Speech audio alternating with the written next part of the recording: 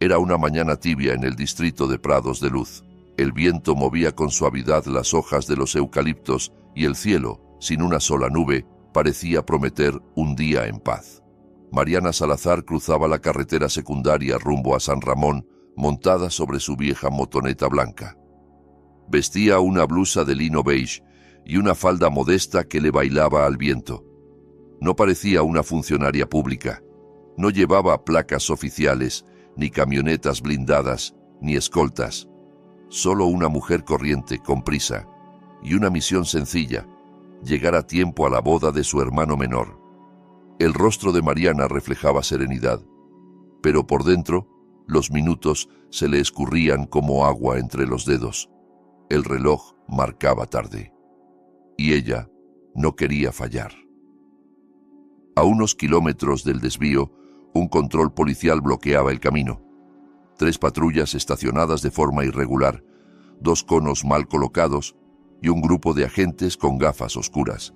Entre ellos, el inspector Víctor Hernández. La motoneta de Mariana frenó frente a la señal de alto. Víctor, con una sonrisa de suficiencia, la observó de arriba abajo. ¿A dónde va con tanta prisa? Voy a la boda de mi hermano, respondió Mariana con calma. Antes de seguir, no olviden ver este video hasta el final. Y si aún no se han suscrito a nuestro canal Momentos Reales, por favor, háganlo ahora.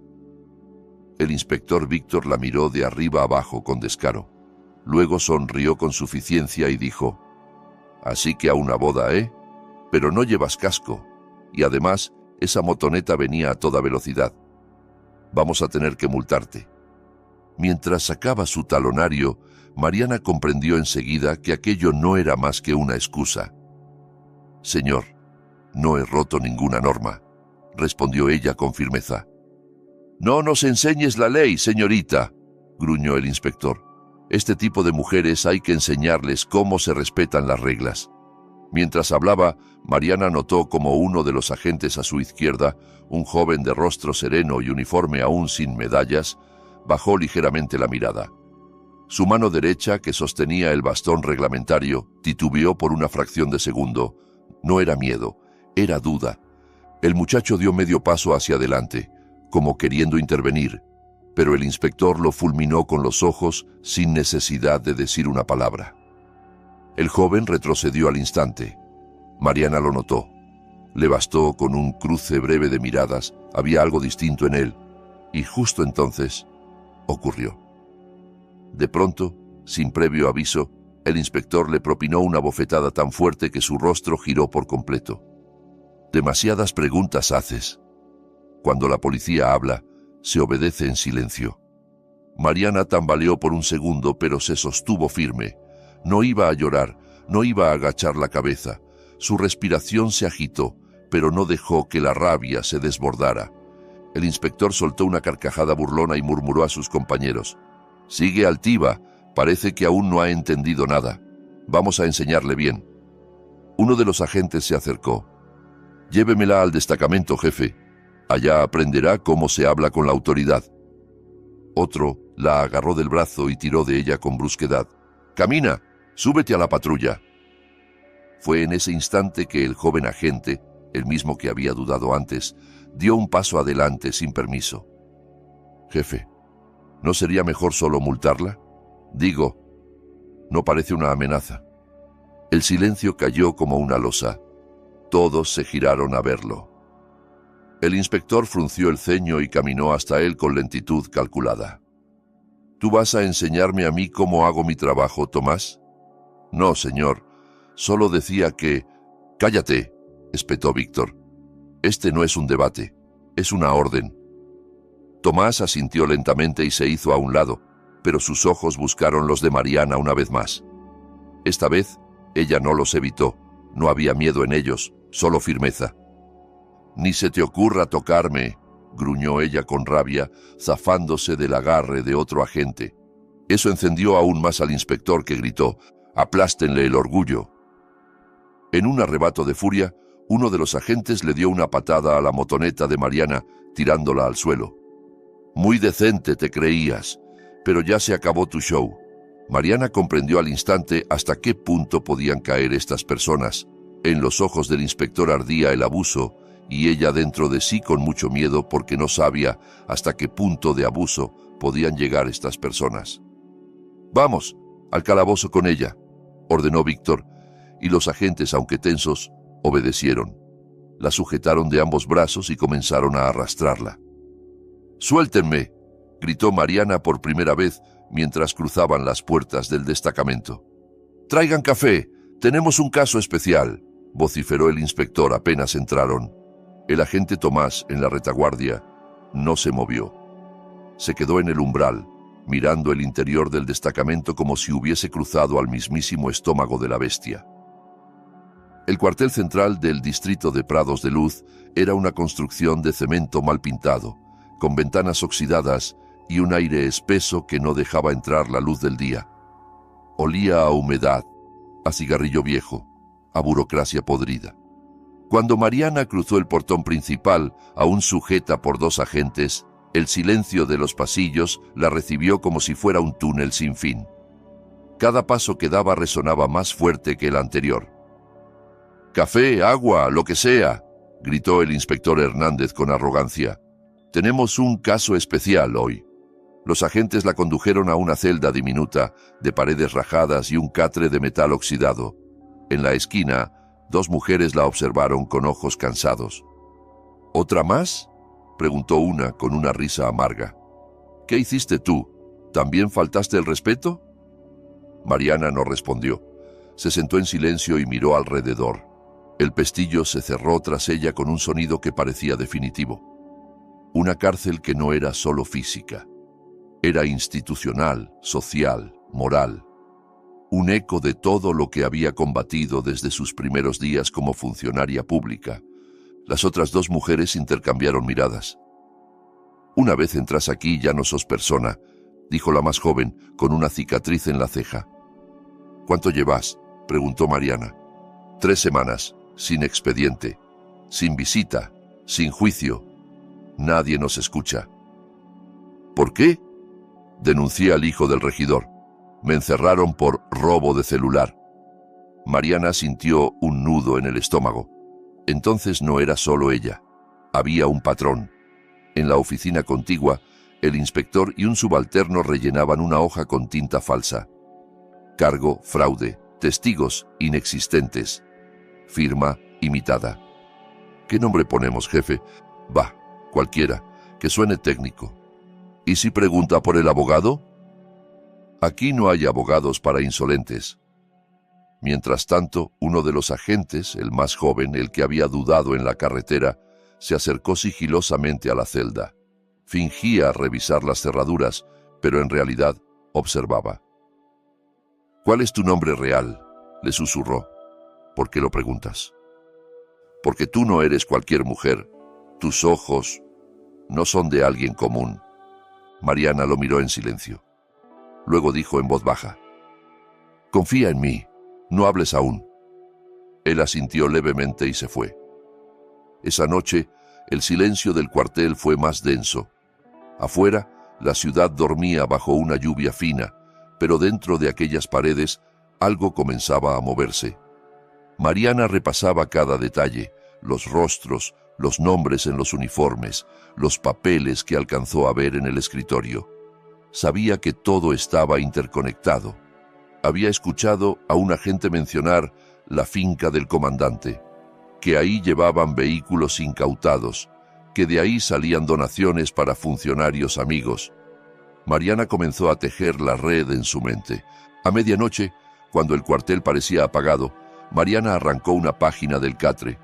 Usando un trozo de alambre oxidado como pluma, escribió un mensaje cifrado con las iniciales de sus viejos códigos administrativos.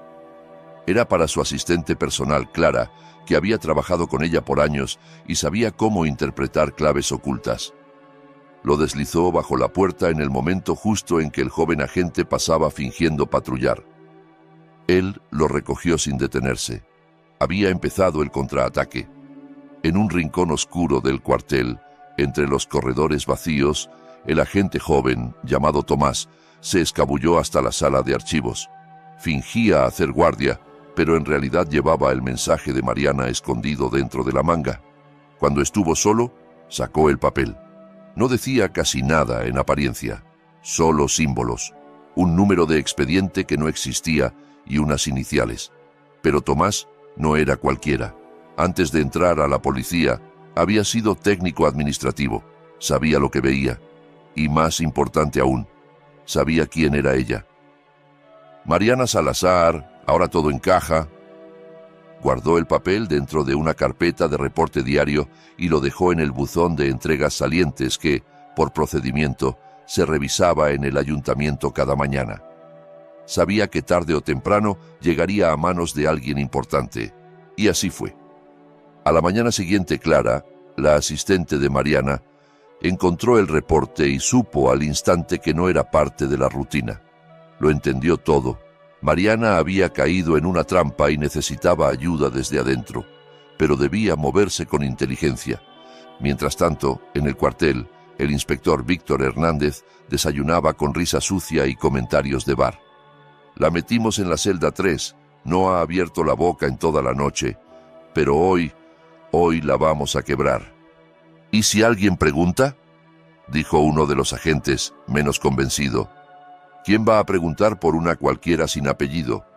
No sabían que el apellido Salazar ya había encendido una alarma en el edificio de gobierno. Clara no fue directamente al gobernador. Sabía que debía ser meticulosa. Primero buscó a Raúl Ibarra, el auditor regional, un funcionario reservado pero íntegro que siempre había confiado en Mariana. Le entregó el mensaje sin una sola palabra. Raúl lo leyó otra vez. Luego levantó la vista y preguntó: ¿Desde cuándo está desaparecida? 24 horas. ¿Y nadie ha emitido una alerta? Oficialmente no está desaparecida. Según los registros, fue detenida por alteración del orden público. Pero no hay pruebas. Raúl se puso de pie. Esto es más grande de lo que parece. No llamaremos al gobernador todavía. Primero vamos al cuartel. De regreso en la celda, Mariana ya no era la misma mujer que entró.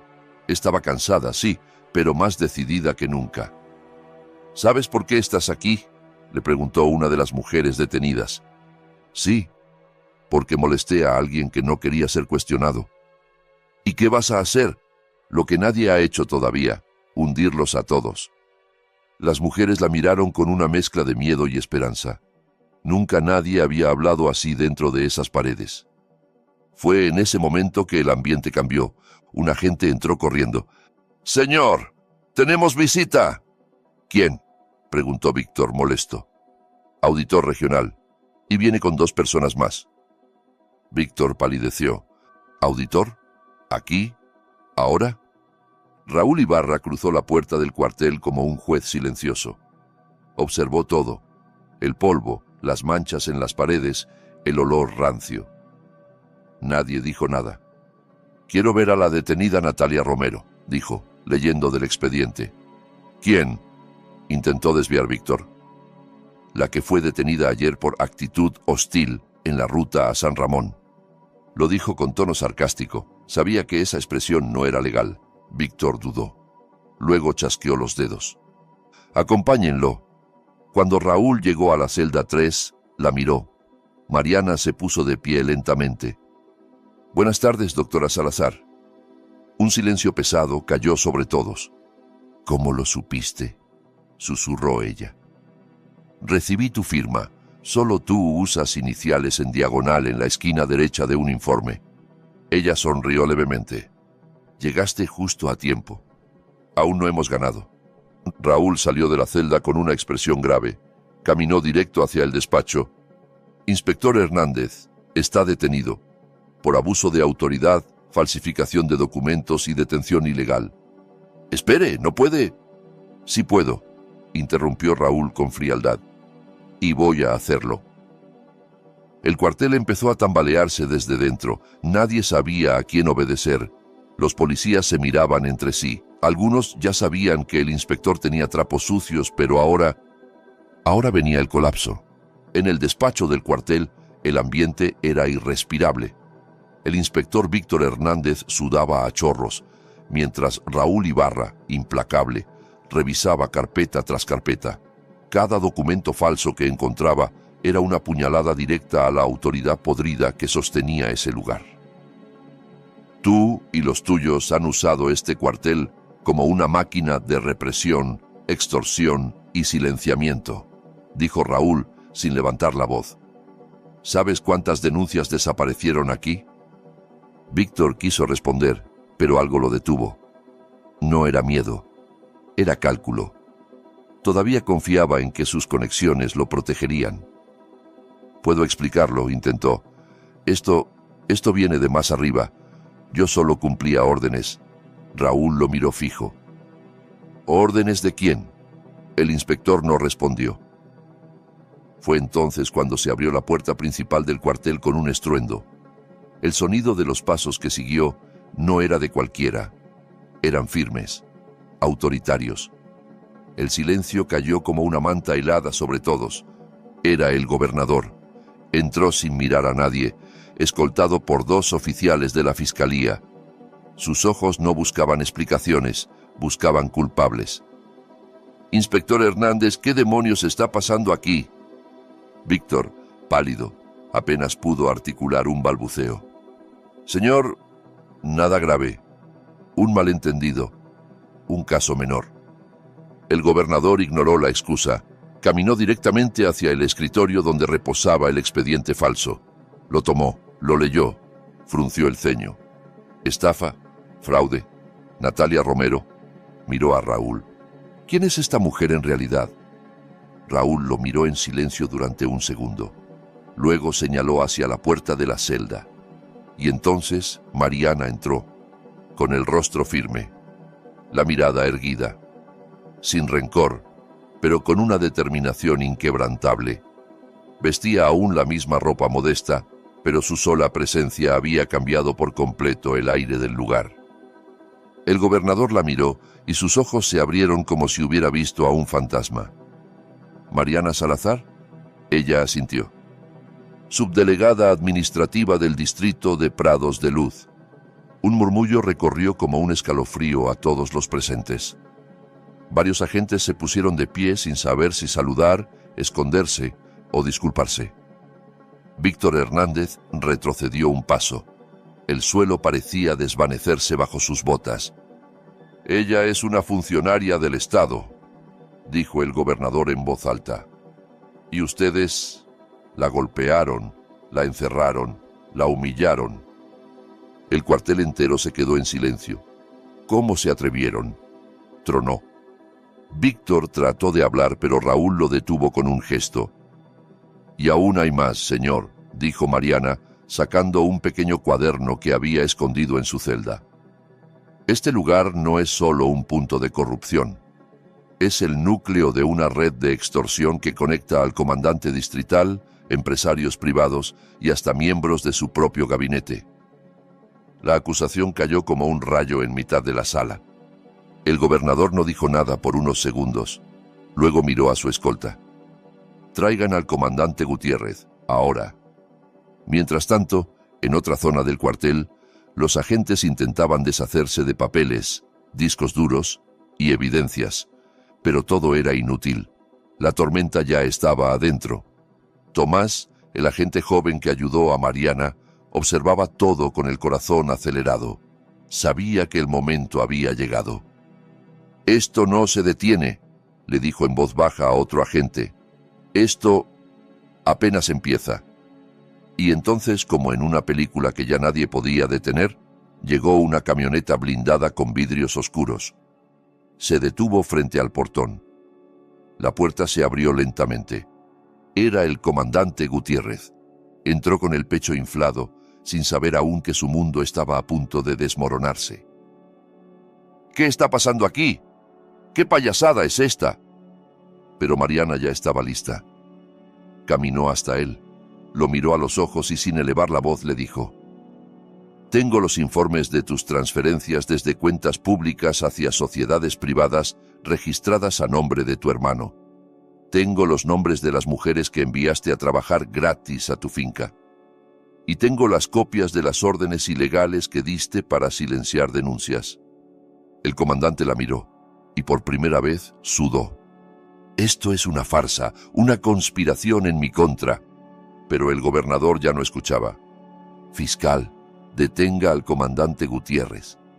El silencio se rompió con el sonido de las esposas, y entonces ocurrió lo impensable. Un agente sacó su teléfono. Otro comenzó a grabar. Los demás no lo impidieron. La caída de Gutiérrez era un símbolo, una señal de que el miedo ya no los dominaba. La historia había cambiado. El gobernador caminó hacia el escritorio principal, ahora rodeado por un silencio cortante. Tomó el expediente falso con el nombre Natalia Romero y lo tiró sobre la mesa con rabia contenida. ¿Quién redactó esta basura? Nadie respondió. Víctor Hernández tragó saliva. El gobernador se volvió hacia Mariana y luego hacia los presentes. Su voz estalló en el aire. ¿Estafa? ¿Fraude? ¿Eso le inventaron a esta mujer? Y entonces lo dijo en voz alta, como una sentencia que marcaba un antes y un después. Ella es Mariana Salazar, subdelegada administrativa del distrito. Todo el cuartel se quedó helado. Los policías se levantaron de golpe. Algunos bajaron la vista, otros murmuraban nerviosos. El impacto fue total. Mariana, la misma mujer a la que habían humillado, arrastrado y golpeado, era en realidad una de las máximas autoridades del distrito. Víctor Hernández perdió el color del rostro. Las piernas le temblaban. Sabía que estaba acabado. El gobernador se giró hacia él con furia en los ojos. ¿Cómo te atreviste a inventar un caso falso contra una funcionaria del Estado? Víctor intentó hablar, pero Raúl Ibarra fue más rápido. Señor gobernador, yo lo advertí. Había irregularidades graves. Lo ocultaron todo. Ahora Víctor estaba solo, totalmente solo. Mariana, firme como una roca, levantó el rostro y dio un paso al frente. Ya no había miedo, solo verdad. Inspector Hernández, tu lugar real no está detrás de un escritorio. Está detrás de las rejas que tú mismo usaste para encerrar inocentes. El gobernador no dudó. Arresten a este hombre, gritó, y que quede incomunicado. Los agentes, que antes obedecían a Víctor, ahora lo rodearon como a un animal acorralado. El círculo de poder se había cerrado. Ya no había a quien llamar. Ya no había a quien culpar. Víctor, en su último acto de desesperación, se burló. Espere, espere, señora subdelegada. ¿Cree que yo soy el único corrupto aquí? Mariana lo miró sin pestañear. ¿Qué estás insinuando? Víctor sonrió con malicia. ¿De verdad cree que todos estos agentes son limpios? ¿Que nadie más sabía? Este cuartel entero está podrido. Todos obedecen porque todos tienen las manos sucias. El gobernador miró a los agentes. Algunos empezaron a sudar.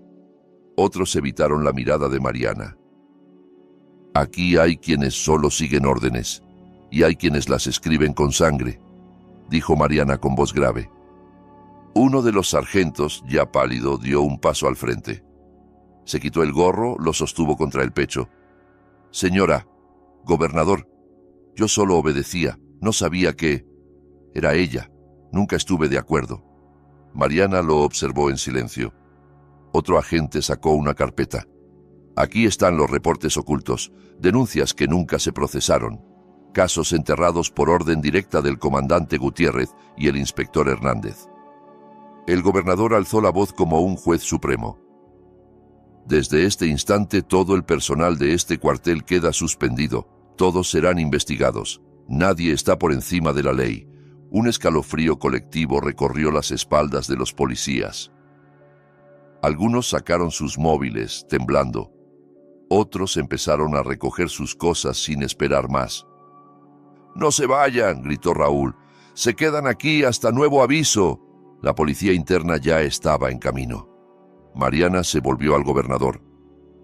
«Ahora también debemos llamar al comandante regional. A ese tampoco le faltan pecados». «Que venga inmediatamente», ordenó el gobernador. «Que se prepare para rendir cuentas».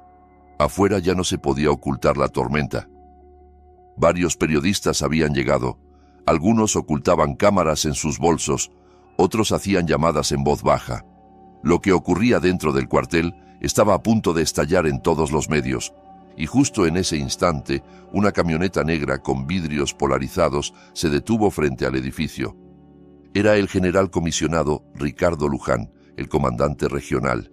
Bajó del vehículo con el ceño fruncido y un maletín negro. Entró como si viniera a poner orden. ¿Qué demonios está pasando aquí? Otra vez inventando escándalos. Mariana lo recibió de pie, en el centro del cuartel, con las manos cruzadas al frente. No, general, no es un escándalo. Es la verdad, y está llena de pruebas. Abrió un dossier grueso, plastificado. Lo dejó caer sobre la mesa frente a él. Transferencias bancarias, testimonios de víctimas, contratos falsos, órdenes sin firma legal. Todo apunta hacia usted. Ricardo Luján palideció. No sabe con quién se está metiendo. Sí, sí lo sé, interrumpió Mariana. Y por eso estoy aquí. El gobernador miró al fiscal. No dudó. Arresten al comandante regional. Y en un instante, el símbolo máximo del poder corrupto fue esposado frente a sus propios subordinados.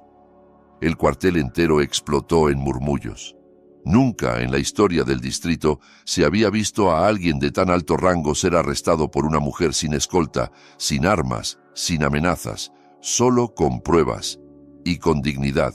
Y eso no fue todo. La investigación escaló.